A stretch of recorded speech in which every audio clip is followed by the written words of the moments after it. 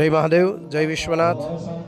આજ મોરબી સામાકાંઠા વિસ્તારમાં આવેલા અગ્નેશ્વર મહાદેવના સાનિધ્યની અંદર ભગવાન શ્રી હરિ પરમાત્મા ગયા ગદાધર ભગવાનની ભવ્ય દિવ્ય પ્રાણ પ્રતિષ્ઠા મહોત્સવ।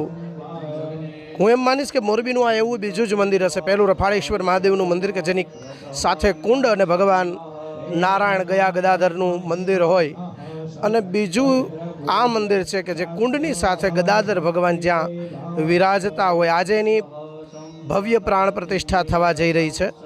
અત્યારે પ્રાણ પ્રતિષ્ઠાનું કાર્યક્રમ ચાલુ છે અને મોરબી લેવલે પહેલું અને મોરબી જિલ્લા લેવલે આ બીજું મંદિર હશે, કારણ આવું કોઈ મંદિર હજી સુધી ભગવાન નારાયણની સાથે કુંડ હોય એવું આ બીજું મંદિર છે। આપણા રફાળેશ્વર પૌરાણિક મંદિર છે અને આ બીજું મંદિર છે।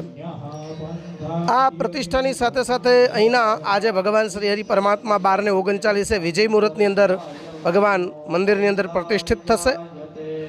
સાથે પરમાત્માનો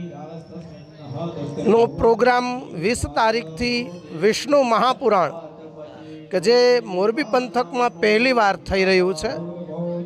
વિષ્ણુ મહાપુરાણ જે 26 તારીખે શિવરાત્રિ સુધી ચાલશે।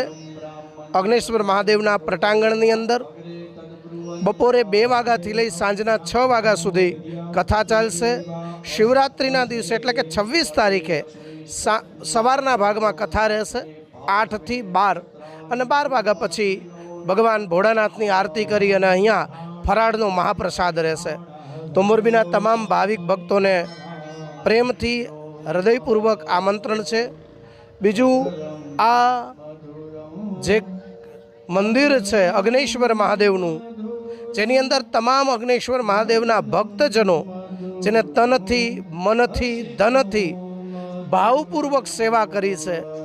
આ મંદિર જ્યારે બન્યું શરૂઆત થઈ ત્યારથી દરેક તીર્થોના જળ અહીંયા સંગમમાંથી, જે અત્યારે કુંભ જ્યાં ચાલી રહ્યો છે ત્યાંનું જળ આવ્યું, ત્યાર પછી ગંગોત્રીથી, યમનોત્રીથી, ચક્રતીર્થ એટલે કે નૈમિષારણ્યથી તીર્થ આવ્યું।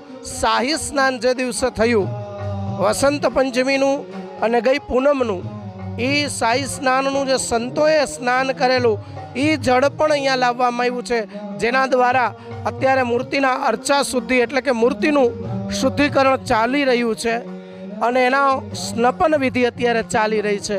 બહુ દિવ્ય અને ભવ્ય 108 કલશ દ્વારા ભગવાનનું અત્યારે સ્નપન થઈ રહ્યું છે અને એ ભગવાનનું તેજ ગઈકાલે ધાન્યાધિવાસ હતો, 1 રાત્રિ પર્યંત ભગવાન ધાન્યમાં રહ્યા। આજ સવારે દેવ પ્રબોધન કરાવી અને અત્યારે ભગવાનનું સ્નપન છે।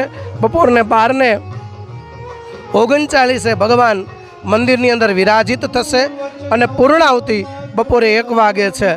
આવો પ્રોગ્રામ આ અગ્નેશ્વર મહાદેવના સાનિધ્યમાં ભગવાન ગદાધરની સાથે મહાકાલીમાં, શીતળામાં અને કાલભૈરવ આ 3 દેવતાઓના મંદિર નવા બનાવી રહ્યા છીએ।